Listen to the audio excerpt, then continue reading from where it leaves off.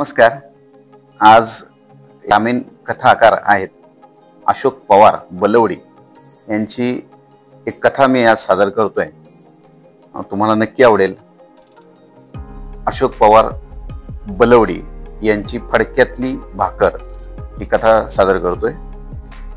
भूक आणि गरिबी या पाठीशी पाठ लावून आलेल्या सख्या बहिणी, दोघींचं सख्ख फारच जास्त.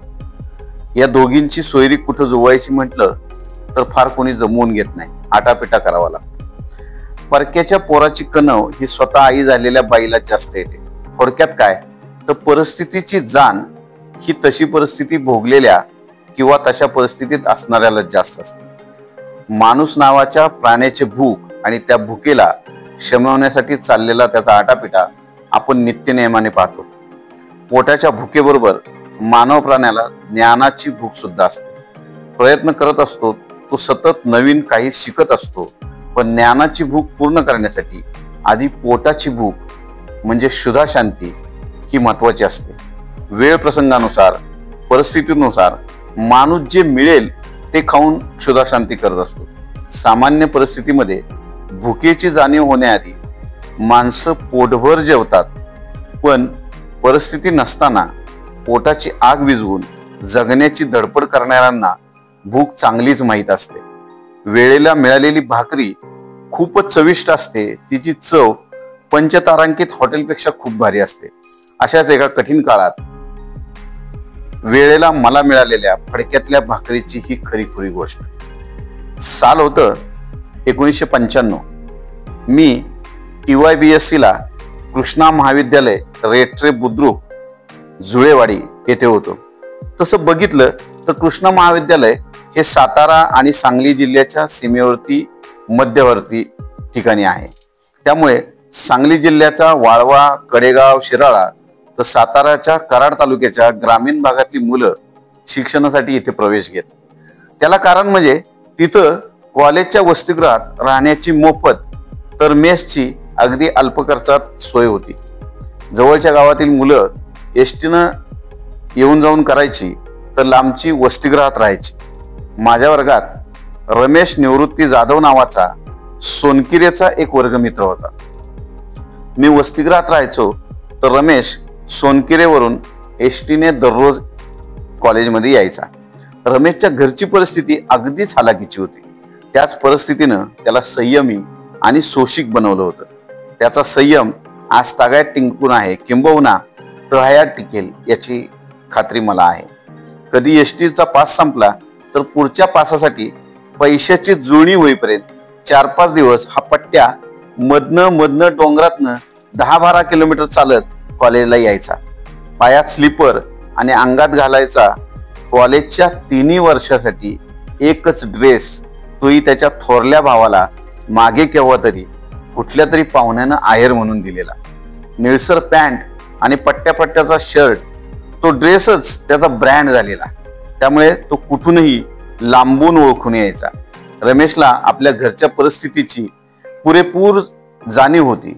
त्यामुळे तो कधीही टार्गट आणि वाह्यात मुलांच्यात मिसळला नाही. मात्र त्याची आणि माझी मैत्री घट्ट जमली होती. तो घरच्या अनेक गोष्टींबाबत माझ्याशी हितगुज करायचा. त्याच्या बोलण्यातून जाणवायचं की त्याचं आणि त्याच्या थोरल्या भावाचं म्हणजेच पांडा बापूचं एकमेकांवर खूप प्रेम आहे. अगदी रामा लक्ष्मणाचंच प्रेम म्हटलं तर वावगं ठरणार नाही. रमेशच्या शिक्षणासाठी पांडा बापूने खूप खस्ता खाल्ल्या होत्या. रमेशलाही त्याची जाणीव होती. तशी माझी परिस्थिती त्याच्यासारखीच, म्हणजे आम्ही दोघं समदुःखी होतो. आयुष्याकडे बघताना खूप माफक अपेक्षा होत्या आमच्या. इतर गर्भश्रीमंत मुलं आपल्या देहाकडे बघताना फार क्षितिजापले पाहत होती, पण आमची फरलांग भर काय कासराभर पाहायची सुद्धा ऐपत नव्हती. आमच्याच वर्गात दत्ता माडिक नावाचा एक चिंचणी आंबक चिंचणीचा वर्गमित्र होता. तो कॉलेजला रोज हिरो होंडा SS गाडी घेऊन यायचा. पायात स्पोर्ट्स शूज असायचे. त्याचे वडील किर्लोस्कर कंपनीत होते. त्याचा मला खूप हेवा वाटायचं भविष्यात जाऊन आपल्याला अशी मोटरसायकल मिळाली तरी आपण सिकंदर होऊ. कधी गावाकडे घरी गेलो तर गेल्या हातपाय धुण्यासाठी रानातून डिचकी, ग्रामीण भागात त्याला तवली म्हणतात, बुडवून अंगणातल्या ओबडधोबड दगडावर उभा राहून त्या 2-2.5 लिटरच्या डिस्कीतील पाणी पुरवून हातपाय धुवायचो. तेव्हा वाटायचं आपल्या अंगणात एका बाजूला कोपऱ्यात कुठतरी शहरात असतो तसा एक नळ, त्याला ग्रामीण भागात चावी म्हणतात, असावा आणि मनसोक्त हातपाय धुता यावेत. अशा अनेक कितीतरी अल्पसंतुष्ट अपेक्षा त्यावेळच्या परिस्थितीला अनुरूप अशा आमच्या होत्या. पावसाळी आभाळातील ढग भराभर पुढे सरकत तसे कॉलेजचे दिवस पुढे सरकत होते. बघता बघता वर्ष संपून वार्षिक परीक्षा सुरू होऊन संपत आल्या. हॉस्टेलवरच्या ज्या ज्या मुलांच्या परीक्षा संपतील तशी ती आपल्या गावी जात होती. परीक्षा सुरू असताना सकाळी आणि दुपारी रमेशची भेट व्हायची, पण अगदी जुजबी बोलणं होत होतं. आता रमेशची पण परीक्षा संपली होती आणि माझेच 2 दिवसाचे 2 पेपर राहिले होते. आता हॉस्टेलवर अगदी 6-7 मुलं राहिली होती आणि अचानक हॉस्टेलचे रेक्टर निकम सर यांनी फरमान काढलं की 6-7 मुलांसाठी हॉस्टेलची मेस सुरू ठेवणं शक्य नाही, तरी आता मुलांनी बाहेर खासगी मेसला आपापली व्यवस्था करावी.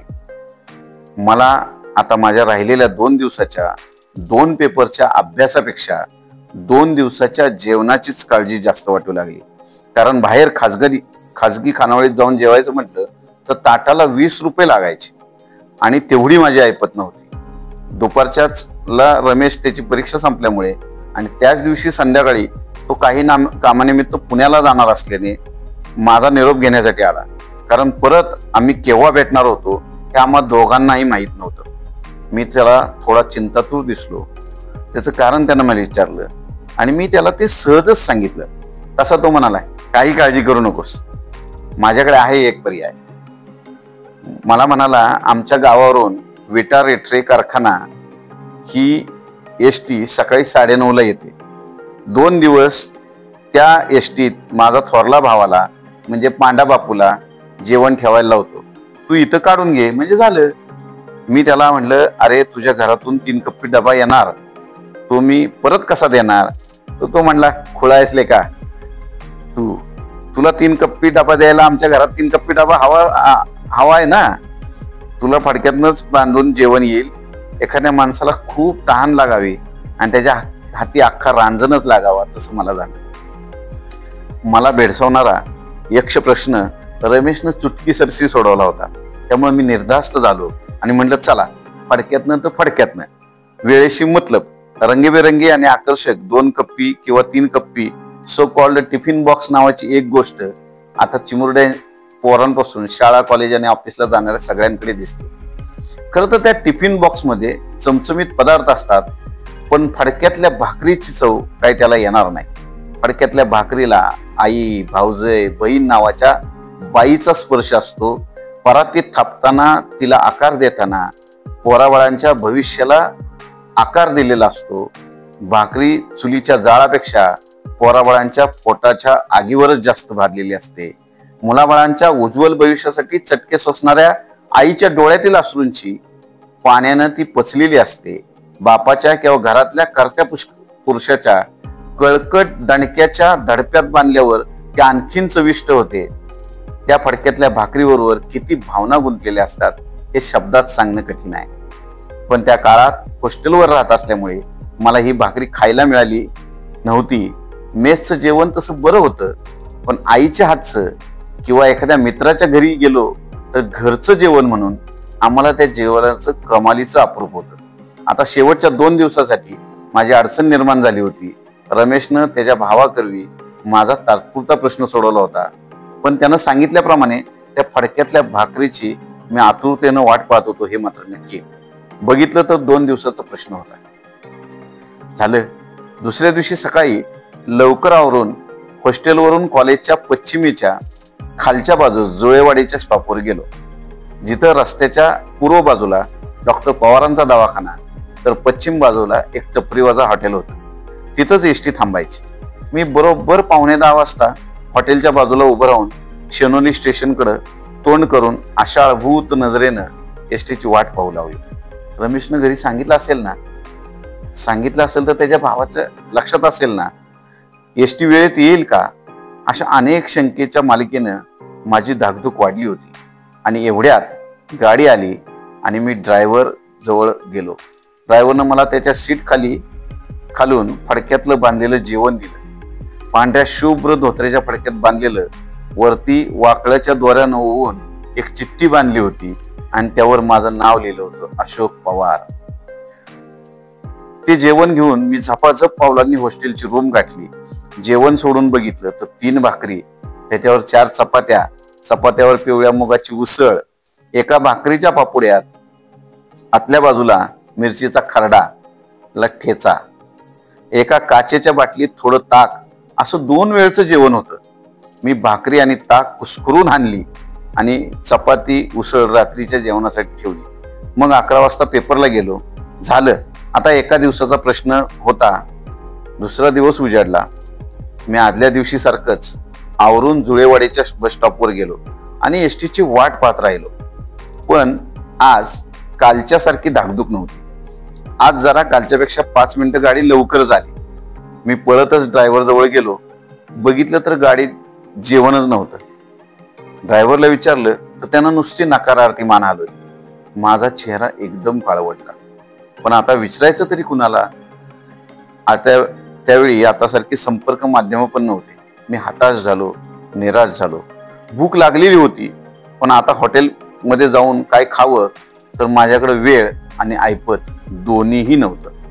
मी माझीच समजूत घालू लागलो की आपली आई नवरात्रीला किंवा रथसप्तमीला सूर्यनारायणाचं व्रत निरंकार करते, मग एक दिवस आपण उपाशी राहिलो तर काय बिघडणार होय? असा विचार करत करत मी रूमवर पोचलो आणि परीक्षेसाठी लागणारा तगड पॅड घेऊन मी उपाशी पोटीच पेपरला गेलो. 2 वाजता पेपर सुटला आणि मी हॉस्टेलच्या रूमवर आलो. एवढ्यात मला हॉस्टेलचा शिपाई अंकुश वाघमारेनं हाक मारली. म्हणून मी त्यांच्याकडे गेलो तर त्यानं मला फडक्यात बांधलेलं जेवण माझ्या हातात दिलं. मी संभ्रमात पडलो की आता हे जेवण कसं आणि कुठून आलं, कुणी दिलं? माझा प्रश्नार्थ चेहरा बघून शिपाई खुलासा करत म्हणाला की काल तुला तुझ्या मित्राच्या भावानं एसटीत जेवण ठेवलं होतं. त्यांना सकाळी रानातून जनावरांचं शेणपाणी वैरणकाडी करून घरी येईपर्यंत थोडा उशीर झाला आणि एसटी चुकली, म्हणून ते मगाशी 1 वाजता सायकलवरून जेवण घेऊन इथं हॉस्टेलवर आले होते. गळ्यात टॉवेल, घामानं पूर्ण डबडबले, सायकलला पायंडल पण नव्हते. त्यांच्या नुसत्या कण्यावर होती. हे सगळं वर्णन ऐकून मी थरथरत्या हातानं जेवण घेऊन रूममध्ये आलो आणि जेवण सोडलं आणि मला एकदम रडूच आलं. मनात विचारांचं काहूल माजलं. काय नातं होतं माझ्यात आणि त्यांच्यात? बघितले तर त्यांच्या भावाचा मित्र मी. रक्ताच्या नात्यासाठी कुणी काहीही करेल, पण इथं आम्ही दोघांनी एकमेकांना साधं बघितलं पण नव्हतं. बरं, सर्वांसमोर मला जेवण देऊन माझ्यावर उपकाराचं ओझं लादून त्याची ऐट मिळवायला तो माणूस माझी साधी भेट घेण्यासाठी पण थांबला नव्हता. सोनकिरे ते कॉलेज आरत परत 14 दुने 28 किलोमीटर अंतर आणि परत जाताना घाटाचा रस्त्याची चढण, त्यात एप्रिल महिन्याचं ऊन. काय एक दिवसाची देणगी असते. पंढरीच्या पांडुरंगानं जनायसाठी जातं ओढलं होतं, गोऱ्या कुंभारासाठी चिखल तुडवला होता आणि इथं या सोनकिरेच्या पांडुरंगानं मी उपाशी राहू नये म्हणून उन्हातानाची सायकल रेटली होती. मुळात एक पोरग उपाशी राहता कामा नये की तळमळ पांडाबापूच्या हृदयाच्या गाभाऱ्यात उमटली होती आणि ती पराकोटीची होऊन पूर्णत्वाला किंवा ब्रह्मतत्वाला पोचली होती. आणि त्या ब्रह्मतत्वात मात्र मी चिंब भिजून गेलो होतो. मी घास न मोडता तसाच रूम मधून बाहेर आलो आणि पळत पळत छत्रपती शिवाजी विद्यालयाच्या बाजूला गेलो. तिथून उत्तर बाजूला बघितलं की शेनोली स्टेशनच्या पलीकडे सोनकिरीला गेलेला शेनोलीचा घाट दिसायचा. त्या घाट रस्त्याकडे मी डबडबलेल्या डोळ्यांनी पाहू लागलो तर एक निष्काम निरपेक्ष भावनेचा पांढरा टिपका घाटातून सोनकिरीच्या बाजूला सायकलच्या वेगानं हळूहळू सरकल्याचा भास मला झाला. त्या आभासी टिपक्याला हात जोडून मी दंडवत घातला आणि परत येऊन जेवणावरती बसलो. पण तरी सुद्धा मला जीवच वाटेना. आता त्या फडक्यातल्या भाकरीवर माझा विलक्षण जीव जडला होता. भाकरी काल ही होती आणि आजही, पण आजची भाकरी पांडाबापूला सायकल रेटताना आलेल्या घामाचं लेणं लिहून आली होती. त्यामुळे एखाद्या प्रेयसीने दिलेला रुमाल आठवण म्हणून जपून ठेवावा, तशी ती जपून ठेवण्याचा मोह मला होऊ लागला. पण ती ताजी जगवानी राहणार का अशी शंका आली. मग इजिप्त देशामध्ये राजाचा मृत्यू झाल्यावर त्याच्या कलेवर पिरॅमिडमध्ये वर्षानुवर्ष साजिवंत करून ठेवतात, तसं या भाकरीचं काही करता येईल का, असा काय बाय आगळीक विचार मी करू लागलो. पण ते शक्य नव्हतं. शेवटी ज्या फडक्यातून ती भाकरी आली होती ते फडकं जपून ठेवण्याचा निर्णय मी घेतला आणि तेव्हा मात्र जेवायची सुरुवात करावी अशी इच्छा मला झाली.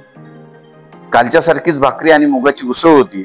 डोळ्यातनं अश्रूचं टपटपणं अजून चालूच होतं आणि ते खालच्या मुगाच्या उसळीत मिसळत होतं आणि ती अधिकच चवदार होत होती. परीक्षा संपली आणि मी गावी आलो.